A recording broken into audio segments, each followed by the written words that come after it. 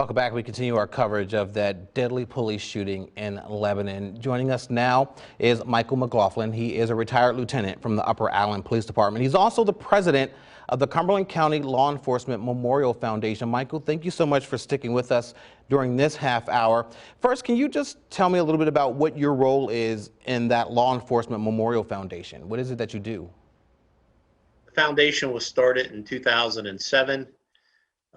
It brought together law enforcement, private entities, private business people.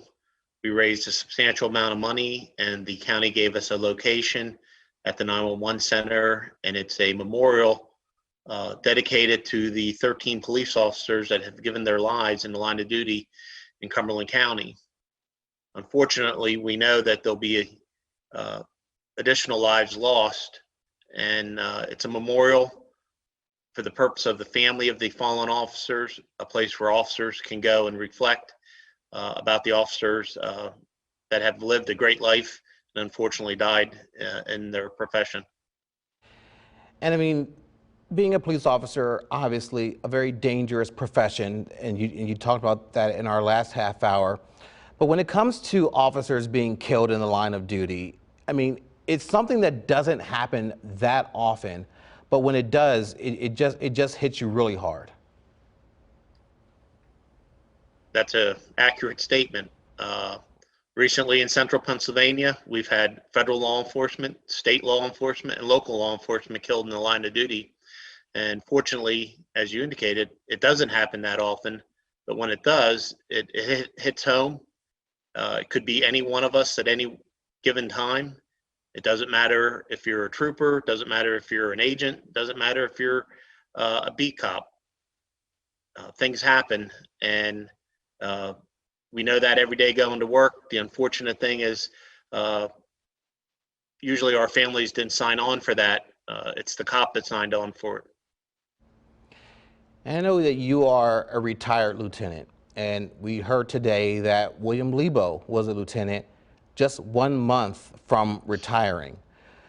Can you just talk about, you know, what goes through your mind when you hear something like that? And then also, how does a police force, how do they cope with something like that? What goes through my mind is the damn shame. The man worked 40 years in an honorable profession and was an honorable man. To have his life taken away in that manner, it's heartbreaking. The department, I'm sure, has trained professionals assisting officers with the psychological effects of losing a member of their agency. It's an ongoing process. People process death in different ways. Law enforcement deals with death on a daily basis. However, you'd be kidding yourself if you didn't think it was different when it's one of your own.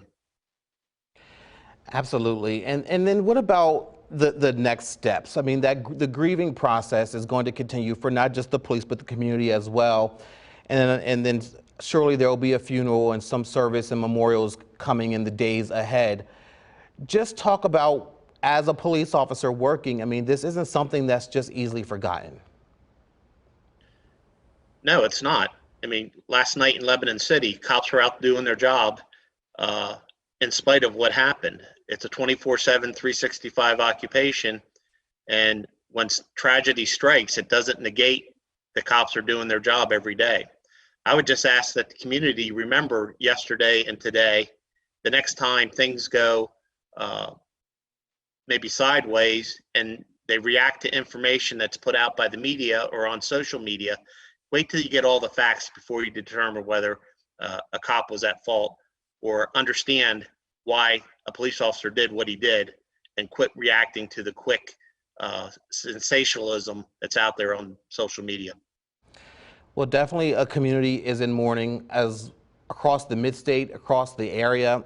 Michael McLaughlin, thank you so much for your perspective on all this. I really appreciate your time, and thank you so much for your service. Thank you.